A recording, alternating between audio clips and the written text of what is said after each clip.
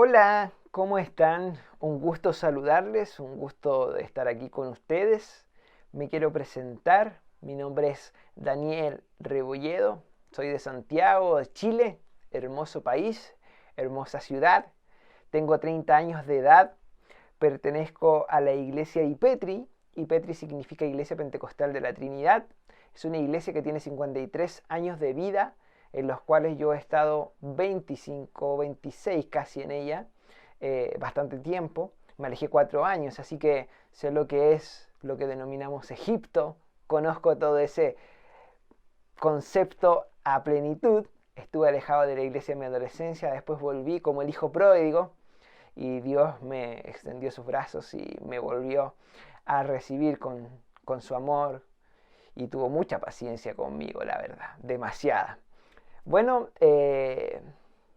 estudié, cuando salí del liceo, estudié construcción civil, egresé de eso, no me titulé. Después de eso estudié y salí como un técnico en sonido. También ahí fueron 2 años interesantes. Me gustó siempre el sonido, pero nunca pude eh, a estudiarlo antes y ahí se me presentó la oportunidad. Conocí muy buenas personas en ese trayecto. Y después estudié un bachiller y una licenciatura en teología. Desde que salí del liceo hasta hace un año atrás, me la llevé puro estudiando y la verdad es que solo ahora en pandemia, en COVID, dejé de estudiar y comencé a ejercer lo que es un poquitito la ayudantía docente en algunas facultades teológicas y fue una tremenda bendición y un privilegio enorme poder hacerlo y poder entregar lo que Dios también por gracia y por a veces mucha misericordia nos entrega a nosotros y a mí sobre todo, que creo que ha tenido demasiada paciencia conmigo.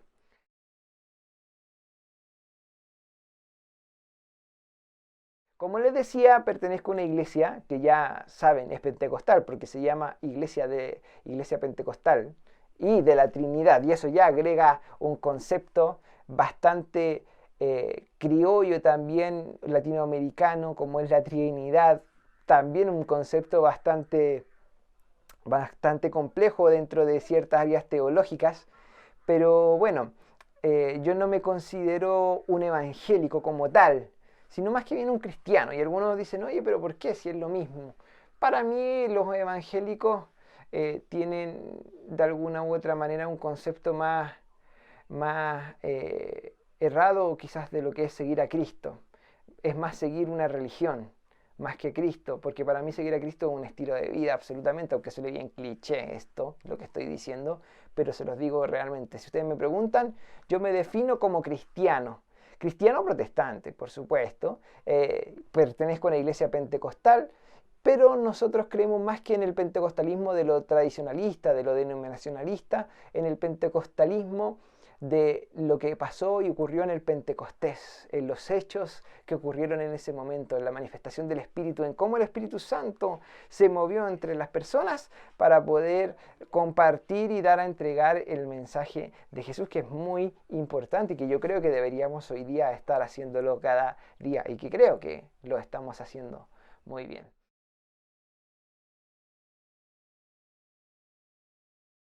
Una de las cosas que son transversales dentro del pentecostalismo como tal, ocurre muchas veces o que es denominador común, por ejemplo, es la creencia en el Espíritu Santo, que yo la comparto absolutamente. Yo creo en Dios el Padre, Dios el Hijo y Dios el Espíritu Santo. Creo en la manifestación del Espíritu Santo, ordenada por supuesto, no esa manifestación desordenada que apunta de gritos y de manipulación y tratan de alguna otra manera de manipular a las personas en sus emociones y hacerles sentir que algo está pasando en el ambiente, cuando realmente no está pasando nada más que manipular y mover las emociones. Pero sí creo en una genuina y pura manifestación del Espíritu Santo, que también puede ser a través de emociones, por supuesto, pero que va muchas veces más a través de convicciones y de razones, y es mucho más ordenado de lo que se presenta popularmente. Eh, Agradezco a Dios por donde estoy y creo que eso es bastante transversal dentro del protestantismo.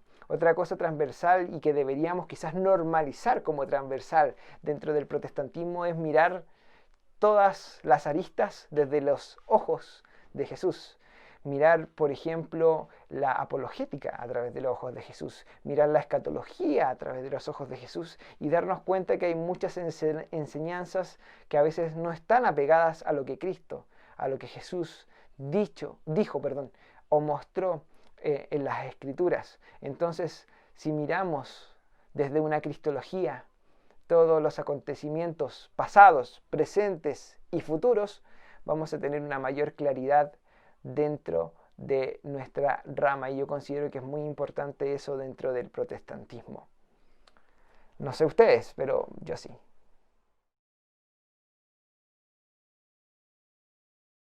Bueno, uno de los escenarios más complejos que enfrenta mi denominación, y yo considero que la iglesia, es post pandemia, post normalidad o nueva normalidad, como algunos le han denominado.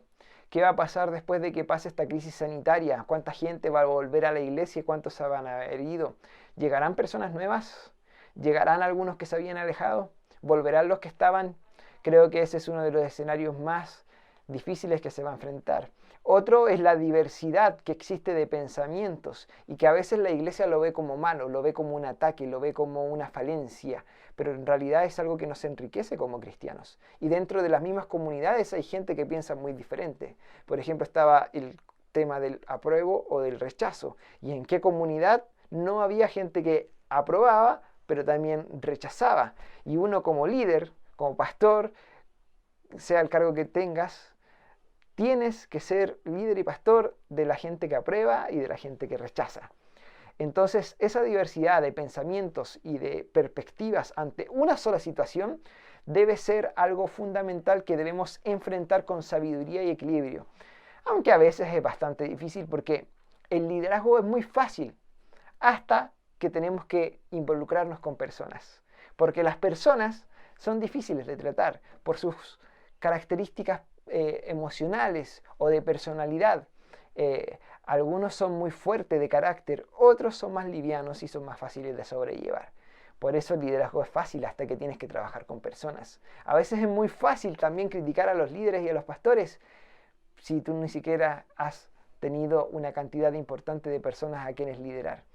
Entonces, considero que ese también es uno de los escenarios difíciles que nos vamos a encontrar dentro de la nueva normalidad.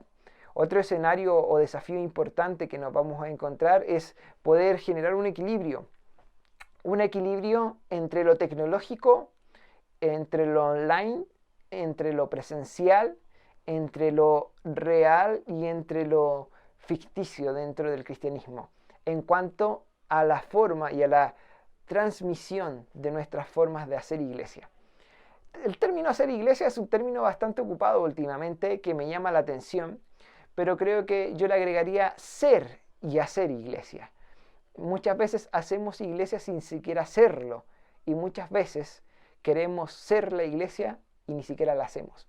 Entonces, creo que un desafío importante es poder mantener ese equilibrio de las plataformas que se nos abrieron en medio de esta crisis sanitaria y en medio también de la crisis social, porque recuerden que a través de la crisis social muchas reuniones también se tuvieron que suspender porque no había cómo llegar a las iglesias.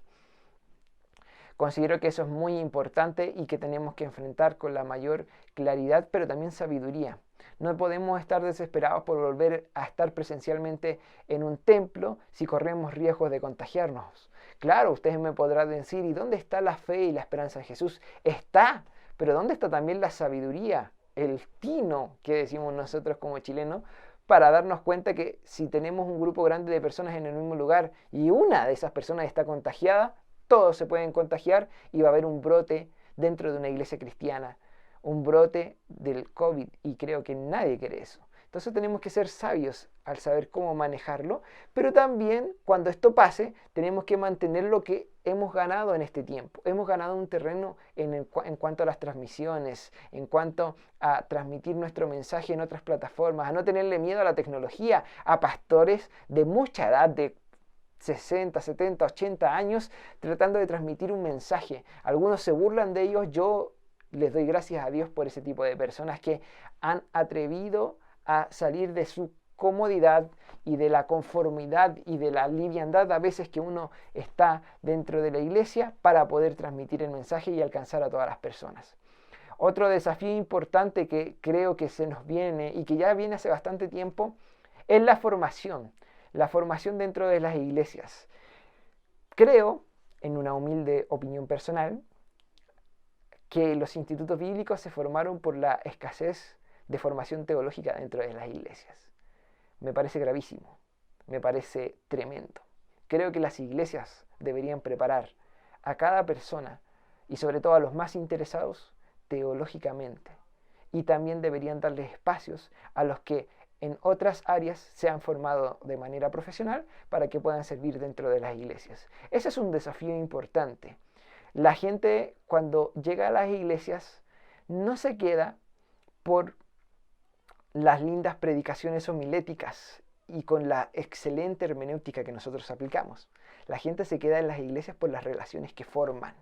Entonces, si creamos espacios en donde puedan formar relaciones y sobre todo puedan encontrar gente profesional que se está desarrollando también con su profesión y poniéndola al servicio de Dios dentro de la iglesia, creo que vamos a poder ser más efectivos. Sin lugar a dudas, creo que estamos llamados a ser una generación de cambio no solamente en la forma, sino que también en el fondo. Hay cosas que tenemos que mejorar. Hay que sacar el clasismo, el elitismo, el machismo, el egocentrismo de las iglesias. Hay que dejar de ser iglesias pastorcéntricas o lídercéntricas para ser iglesias cristocéntricas. Eso también es un desafío importante. Hay que ser transparentes y ordenados. Creo que quizás, como dijo hace un tiempo atrás, y lo comentó conmigo en un conversatorio el querido pastor Pablo Deiros, reconocido teólogo latinoamericano, más que una reforma, la iglesia necesita una renovación. Más que reformar o reformular ciertas cosas, necesitamos cambiar muchas cosas. Y este tiempo es para eso. Así que agradezco este espacio, te motivo a ti que estás viendo este video, a que te hagas parte, a que seas parte de un cambio. Desde afuera es muy fácil criticar, pero si realmente quieres provocar un cambio, te vas a involucrar, aunque hayan cosas que no te gusten, y vas a tratar de cambiarlas, pero desde adentro hacia afuera. Es imposible cambiar las cosas desde afuera hacia adentro. Tienes que estar adentro para que eso cambie. Así que gracias por este espacio, un abrazo grande, Dios les bendiga, les fortalezca, sigan adelante, si tienen la oportunidad de capacitarse, háganlo, no miren en menos a aquellos que están invirtiendo años de su vida en estudiar acerca de la Biblia de Dios, porque el día de mañana quizás podamos necesitar de ellos para que se alumbren nuestros caminos. Un abrazo, Dios les bendiga.